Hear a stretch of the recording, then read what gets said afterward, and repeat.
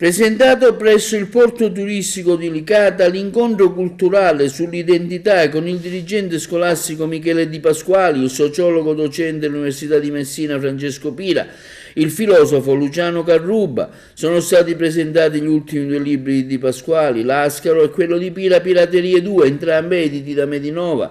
L'evento, organizzato dalla cooperativa sociale Archimede, presieduta da Michele Della Vecchia, è stato moderato dal professore Luca Scozzari. I lavori sono stati aperti da Antonio Liotta, editore di Medinova, presenti gli assessori del comune di Licata, Violetta Callea alla cultura, Toni Cosentino al turismo e allo spettacolo.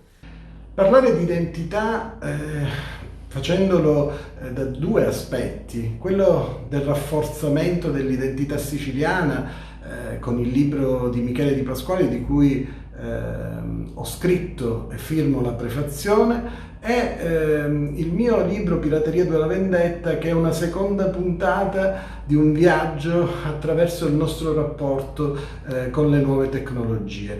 Oggi, quando parliamo di identità, come diceva giustamente il sociologo Bauman, è come se noi comprassimo un puzzle. In questo puzzle troviamo davanti la fotografia e dobbiamo costruire esattamente quel puzzle mettendo i pezzi insieme. Ma ci sono delle variabili intervenenti come la globalizzazione, la migrazione, l'avvento delle nuove tecnologie, addirittura l'approdo dell'era del metaverso, che ci portano invece a cambiare completamente opinione su quella che è la nostra identità, su un'identità che a volte è coesa, su un'identità che a volte è talmente complessa che nemmeno noi riusciamo a descriverla, e questo è un buon motivo per approfondire.